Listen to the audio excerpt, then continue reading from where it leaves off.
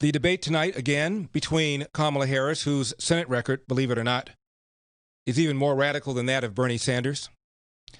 By the way, notice in the first debate, nobody brought up the campaign point that virtually every single Democrat signed on to, and that was reparations.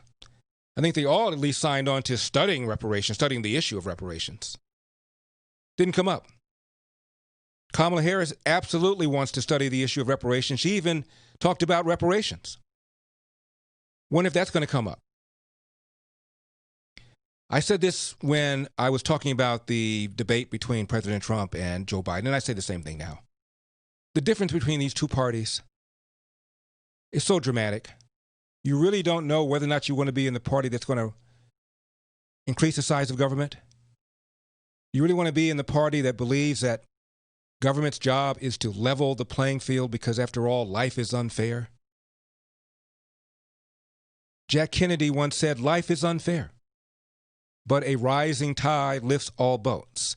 Today, that kind of rhetoric gets you called trickle down, selfish, only concerned about the rich. Jack Kennedy pushed for a tax cut substantially larger than the tax cut that Donald Trump signed on to, the tax cut that George W. Bush signed on to. At the time of the Jack Kennedy tax proposal, the top marginal tax rate was 90%. And his tax proposal, which was implemented after he died, reduced it to 70%.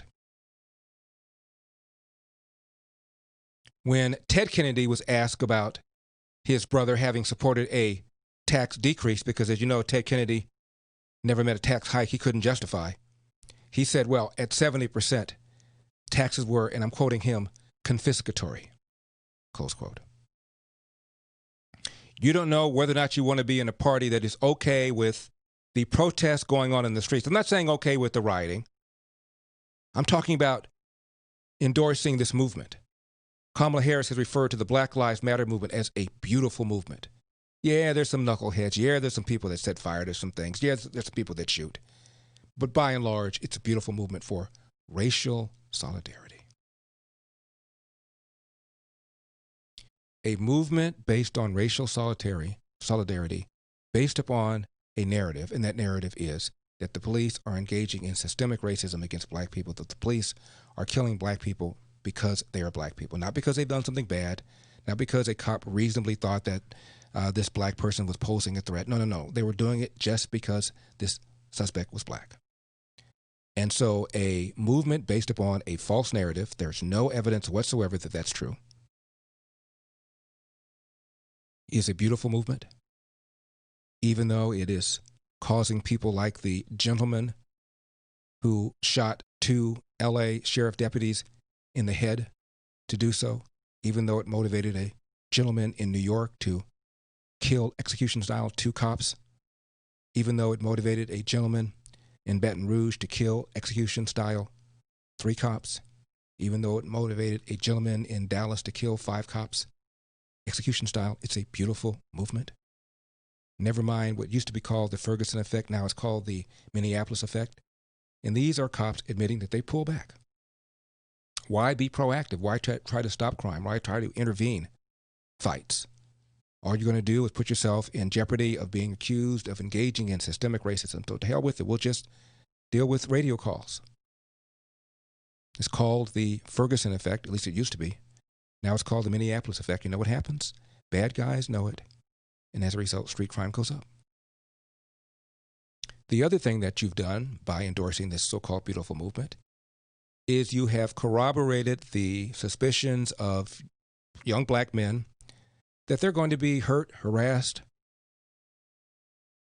verbally, if not physically abused by the police. After all, they're the enemy. They're the bad guys. You've got a bunch of politicians talking about police reform, being very vague about what they want, but they're talking about police reform. So obviously the police must need to be reformed. Doesn't matter that town like LA, as I've told you before, born and raised here, and from 1992 to 2002, we had back-to-back black police chiefs, period of 10 years. Even during the O.J. Simpson case when the LAPD was accused of fabricating evidence to frame an innocent man. Remember all that nonsense? A black man was the head of the police chief when the accusation was made. And he took the accusation so seriously, he did an entire report, investigation, to find out whether anybody had planted, fabricated, done anything wrong in order to frame an innocent man, namely O.J. Simpson. And the report came back and found that nobody did anything wrong. He put out the report publicly. The people that felt O.J. Simpson was an innocent man framed by the racist LAPD continue to think O.J. Simpson was an innocent man framed by the racist LAPD. Are you okay with single payer? Well, that's exactly what Kamala Harris wants. That's exactly what the Democrats want. And it's no secret. Harry Reid gave an interview to a Las Vegas publication. And he said, yeah, of course the goal is single payer. We can't do it all in one fell swoop. Howard Dean said the same thing when he was chair of the DNC. Barack Obama, before he became president, gave a speech in which he said, if I was starting from scratch, I'd have single payer, the way they have up in Canada. This is what they've wanted all along. They just know they can't do it in one fell swoop. So Joe Biden gets elected. We resume the march towards single payer because that's exactly what they want. Taxes go up on the so-called rich. Joe Biden says he only wants to raise taxes on people making $400,000 a year or more, but I'm not going to raise taxes on small business. Well, there are a lot of small business people who are making $400,000 a year or more, Mr. Biden. And in order for Biden to accomplish all his objectives, Green New Deal, and Bernie Sanders says he's going to be the most progressive president since FDR if he implements my agenda. And you know what Bernie Sanders' agenda is. And the agenda of the left, hard left, free college tuition, debt-free, national rent control, guaranteed income. Bunch of judges that believe in things like race-based preferences.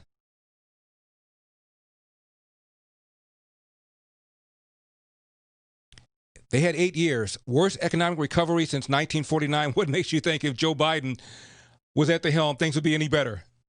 I'm Larry Elder.